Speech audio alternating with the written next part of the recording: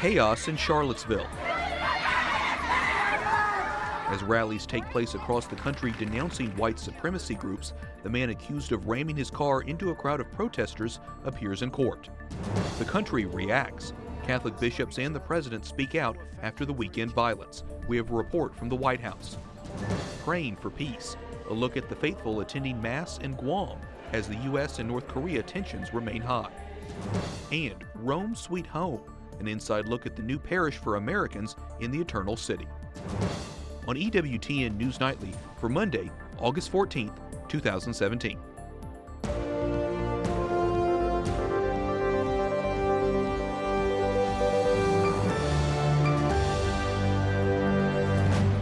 Good evening, and thank you for joining us for News from a Catholic Perspective. I'm Wyatt Goolsby in for Lauren Ashburn. Charlottesville, Virginia, and the country pick up the pieces after violent weekend clashes between white supremacists and counter-protesters.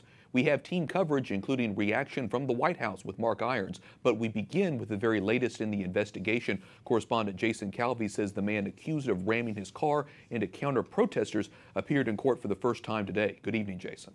Good evening, Wyatt. The suspect is behind bars tonight, charged with murder. A judge denied the man's bail during his initial court hearing today. Scarred Americans mourn the dead and many injured. And I must warn you, the video I'm about to show is quite graphic.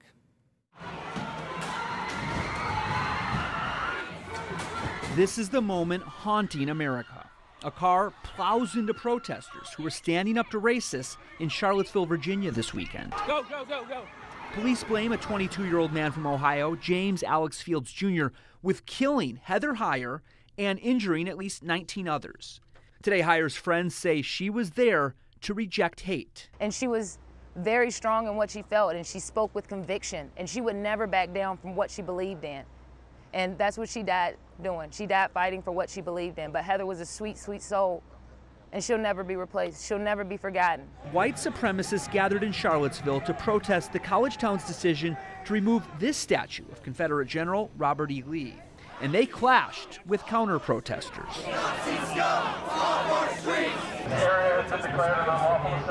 Two Virginia state troopers monitoring the protests are also dead after their helicopter crashed in the woods Saturday. H.J. Cullen and Burke Bates. God, we come in the name of love. Tonight, the violence inspires calls for healing across the country, from San Francisco to Dearborn, Michigan.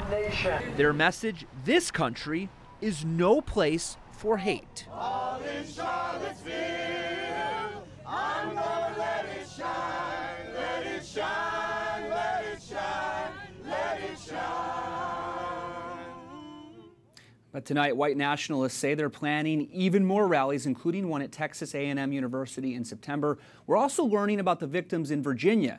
UVA Hospital says 10 victims of the car crash have been released, and 9 others are in good condition. Wyatt? What else are we what are we learning about the suspect, James Alex Fields Jr.? One of his teachers in high school says he was really interested with Nazism and idolized Adolf Hitler. He enlisted in the Army, and we know he did not meet the training standards for the Army. Pretty disturbing. Thanks for that report, Jason Calvi. Appreciate it very much. President Trump strongly condemns the violence in Charlottesville, but only after he was criticized for his initial reaction to the attack. Correspondent Mark Irons brings us the president's remarks from the White House. Good evening, Mark. Good evening, Wyatt. President Trump spoke out against the attack shortly after returning to the White House today. He calls it an egregious display of hatred, bigotry, and violence, which has no place in America. Racism is evil, and those who cause violence in its name are criminals and thugs, including the KKK, neo-Nazis, white supremacists. President Trump answers his critics with a direct condemnation against the hate groups rallying in Charlottesville. No matter the color of our skin, we all live under the same laws. We all salute the same great flag. And we are all made by the same Almighty God. President Trump's statement comes after criticism from Republicans and Democrats alike. They slammed his initial response to the violence because it wasn't directed against the white supremacists who organized the rally. The mayor of Charlottesville says the president missed his chance to show strong leadership. He kind of had his opportunity and he whiffed, and I think that speaks for itself. The Catholic response to the tragedy is clear. The U.S. Conference of Catholic Bishops denounces the hate groups at Saturday's rally, saying, "We stand against the evil of racism, white supremacy, and neo-Nazism." And the bishop in Richmond, Virginia, quotes the prayer of St. Francis, "Lord, make me an instrument of your peace. Where there is hatred, let me sow love." After meeting with FBI Director Christopher Wray and Attorney General Jeff Sessions, the president says the Department of Justice has opened a civil rights investigation into the deadly car attack. Wyatt? What did President Trump say about the victims? Well, he said America mourns the woman and 2 state troopers who died, calling them each by name, and President Trump praises the troopers, saying they exemplify the very best of America. Correspondent Mark Irons reporting from the White House. Thanks, Mark. Joining us with more analysis is Star Parker, the president of CURE, the Center for Urban Renewal and Education, which addresses culture and race issues from a Judeo-Christian perspective. Star, give me your reaction to President Trump's statement following the attack itself. Should he have called out white supremacists specifically? I think the president was point on when he called out both sides. We've had the alt-left instigating the alt-right instigating the alt-left for quite some time. So I think that it is absolutely the right messaging from the president's office to make sure that we as a society move forward. This election was not about the Confederacy, but it also was not about big government. This election was about moving our nation to its founding principles. And a lot of voters came out to make sure that we had an administration here in Washington, D.C. that is going to move our country forward. But yes, I think that those comments from the president, the first set of comments, were exactly right. When you think in context of where he is applying those comments, we've had many, many instances where the lefts are being totally disruptive to any and everything from college campuses to if somebody decides that they don't have the right point of view according to the left when it comes to marriage or abortion. So yes, there are both sides. Well, noting some of the tensions from Saturday, some say the president is not sensitive to the needs of African Americans, especially in inner cities. But you and a group of black pastors dispute that and talked about that today. Tell me why. Why is because the president is not only during his campaign said that he wanted to fix the inner city. So there again, the left is lying on the president. He said it there. 2 million African Americans actually voted for him, 8% of the population in the African American voter population. And although the majority of blacks did not vote for the president, he said again in his inaugural that he really wants to fix what is broken down in these inner cities. So, Star, aside from the federal government role and the role of the federal government, then what more do you think needs to be done to heal the racial divides in this country, noting all the violence that we saw on Saturday? We need to limit the size and scope of government. The problem that we're having in our society today is we're in a cultural war. And the reason we're in that cultural war is because the government's too big. And so it's forcing the public square into real conflict. We're legislating in every single area of everybody's lives, and so people are tired of it. Star Parker, the president of CURE, thanks so much for talking with us and your analysis. You're The top U.S. military officer says the United States wants to peacefully resolve a deepening standoff with North Korea, but is also ready to use the full range of its military capabilities. Marine Corps General Joseph Dunford made the comments while meeting with South Korean military officials. Dunford, the chairman of the Joint Chiefs of Staff, is visiting South Korea, Japan, and China after the president declared the U.S. military locked and loaded if North Korea continued to threaten the United States. Catholics in Guam attend Mass after several days of dramatic rhetoric between the U.S. and North Korea.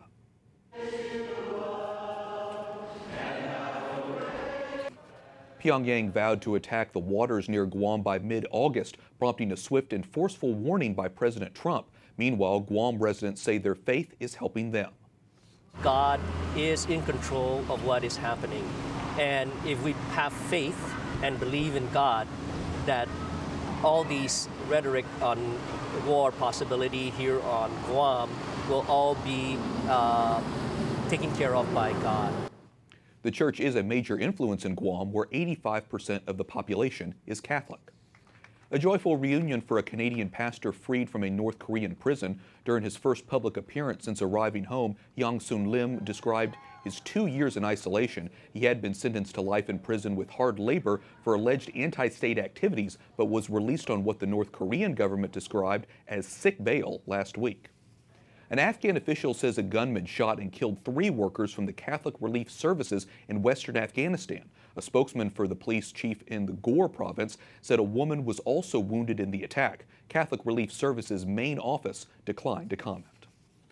Vice President Mike Pence is on a 4-day Latin America trip. The vice president arrived in Colombia yesterday. He denounced the president of the neighboring Venezuela, saying the U.S. will not stand by as that nation crumbles. Today, Pence met with Venezuelans who have fled the country to Colombia. The vice president is also visiting Argentina, Chile, and Panama. Heavy flooding and mudslides in Sierra Leone killed more than 200 people. A coroner says the number of deaths have overwhelmed the morgue. Many of the impoverished areas in the West African country are close to sea level and have poor drainage systems. The United States delivers its first batch of armored fighting vehicles to the Lebanese army. It's the first in a total of 32 shipments worth over $100 million. The U.S. ambassador to Lebanon says the Trump administration sees Lebanon's army as the sole rightful player for the stability and security of the politically fractured country. Pope Francis says showing acceptance for migrants is a way to show brotherhood. The Holy Father sent a message to a conference taking place in southern Italy promoting brotherhood in the Mediterranean area. He encouraged Christians and all persons of goodwill to consider the presence of migrants as an opportunity for human growth, encounter, and dialogue. Coming up, preparing for 2020. I'm Donald Trump, and I approve this message. Who the Trump administration is blasting in its first re-election campaign ad. And an American church in Rome. We'll speak to the pastor of the church many Americans call home and tell you what to expect if you visit it in the Eternal City.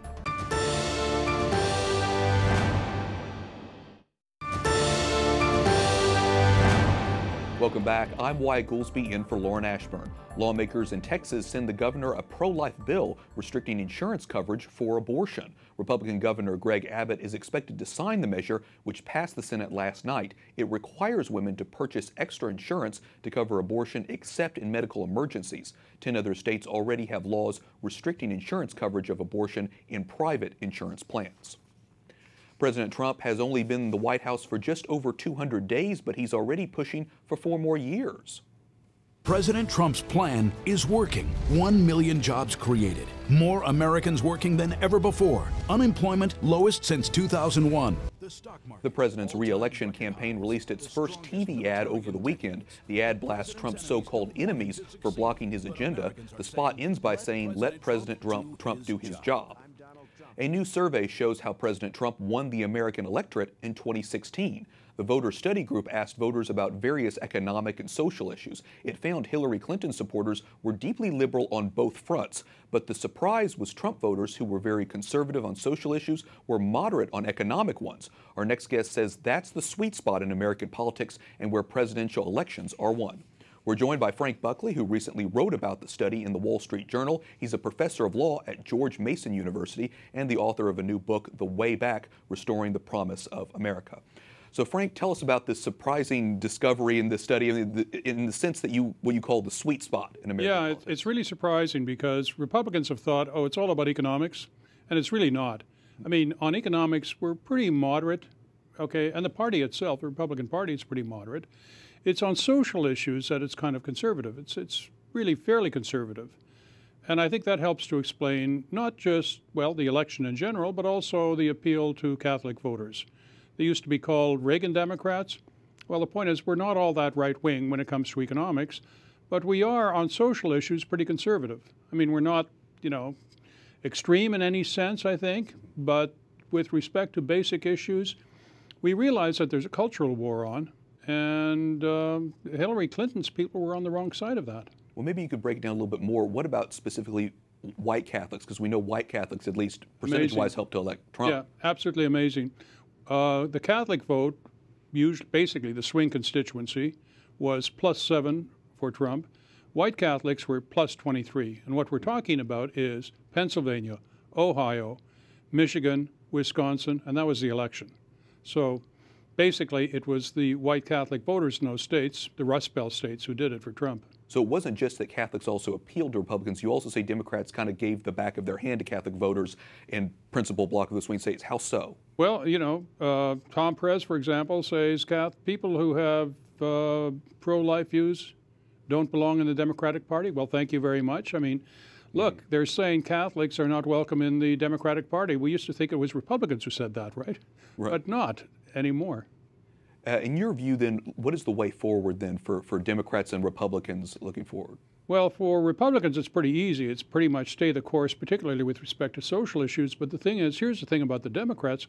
I don't know what their way forward is because they're so deeply entrenched in identity politics, in abortion rights and the like. I don't know how they can get out of it. And that's all their leadership. I think before anything changes, they have to spend 40 years in the desert.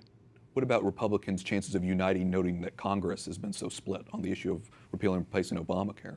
Well, for that, you can, blame the authors of our Constitution, right? That's what we got. Division is kind of part of it, right? It's part of it, right? And you sort of hope that in the end people get their act together. That was Winston Churchill's famous line. Americans always do the right thing in the end, but only after they've tried everything else. Makes sense. Been consistent over the years. Frank Buckley, professor at the Scalia Law School at George Mason University and author. Thanks so much. Thank you so much. Pope Francis says to put your trust in Christ instead of horoscopes and fortune-telling. La fede ci dà la sicurezza di una presenza.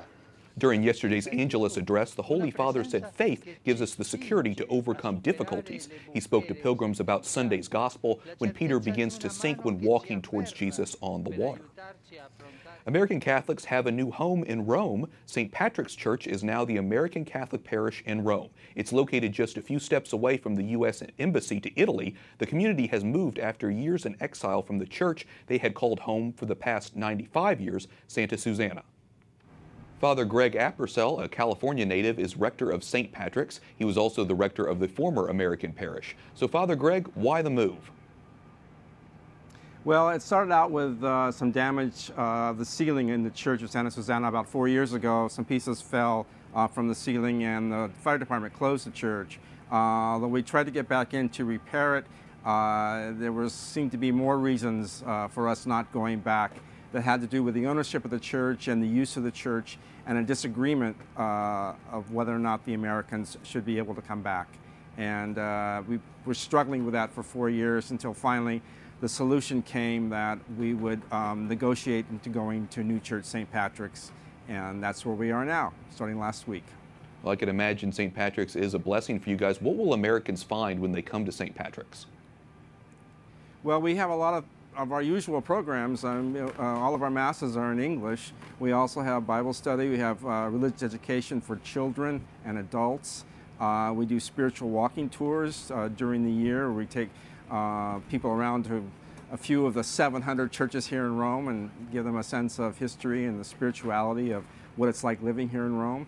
We do weddings, all the usual things that a parish does. And we also have a lot of service organizations that raise money for charitable groups here in Rome, and we have social events. Everything that you would imagine Americans doing in the United States, we do here.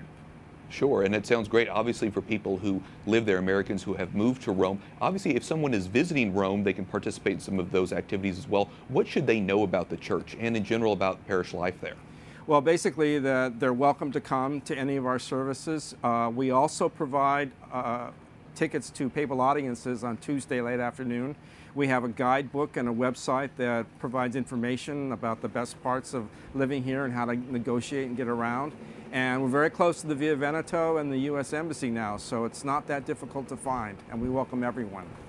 Sure, and it sounds like moving to this new location has been a real blessing for you guys, and obviously a blessing for so many who visit there and who move there. Father Greg Appersell, rector of St. Patrick's American Community in Rome, thanks so much for talking to us about it. Thank you, Wyatt. Up next, the role the United States played in the United Nations resolution for non-traditional marriage, plus muting Big Ben, why London's iconic landmark is going silent for years.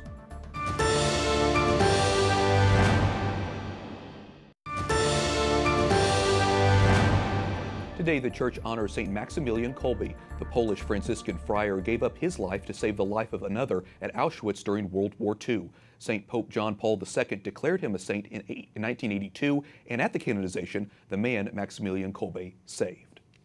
Welcome back. I'm Wyatt Goolsby in for Lauren Ashburn. Conservatives are calling out the Trump administration for taking controversial positions at the United Nations they say resemble those promoted by the Obama White House. Alliance Defending Freedom, a Christian legal group, points to a recent resolution to protect the family. The United States mission to the UN released a statement saying the United States believes that discussions at the United Nations must consider all types of loving families that exist today, be those families headed by one mother and father, a single parent, a same-sex couple, grandparents, or the many other family structures that provide essential support for raising children and assisting the caring for the elderly.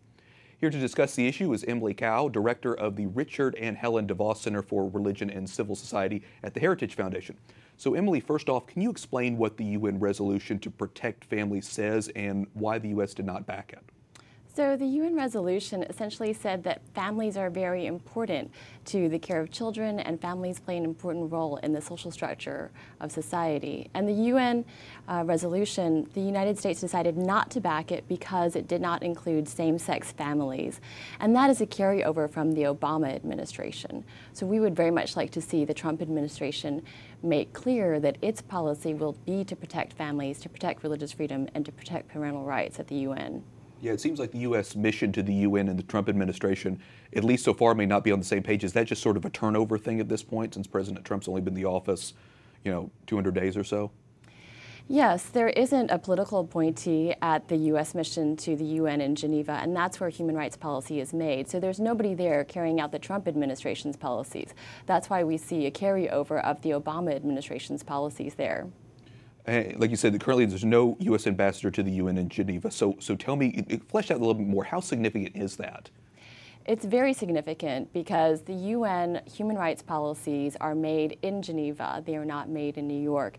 So it's very important that the Trump administration have its own person there directing what the policies of the United States are at the UN. And the U.S. has always been the leader on religious freedom. So it's important that the Trump administration continue to lead the rest of the world in religious freedom protections. Will President Trump's UN ambassador, Nikki Haley, have an impact at all on U.S. diplomats working at the UN? The primary responsibility for formulating human rights policy is at the UN mission in Geneva. Okay. So that's why it's so important to have a Trump appointee there in Geneva. That's where human rights policy is made. So that's separate than what Nikki Haley does, just to clarify. Yes. Okay, very good. And so, I mean, how likely is it that would happen, that we're going to get an ambassador to Geneva, or how fast, I guess? Well, I think that this example of the United States continuing to promote the Obama-era policies should put some pressure on the Trump administration to make clear its policies on human rights. It's already done that with the Mexico City policy, preventing taxpayer funding from going towards abortions, and it needs to do the same thing on the rights of the family and religious freedom and parental rights at the UN in Geneva. Emily Cao with the Heritage Foundation, thanks so much for talking with us. Thank you, Wyatt. Finally tonight, London's iconic landmark Big Ben is set to go silent for 4 years. The UK Parliament announced starting next Monday the famous chimes will stop before renovations begin on the clock's tower. Big Ben will continue to chime for important national events such as New Year's Eve and Remembrance Sunday. The landmark tower is said to be the most photographed building in the UK. And we thank you for watching tonight. For the entire EWTN News Nightly team, I'm Wyatt Goolsby. We'll be back here tomorrow with more news from a Catholic perspective. Good night, and God bless.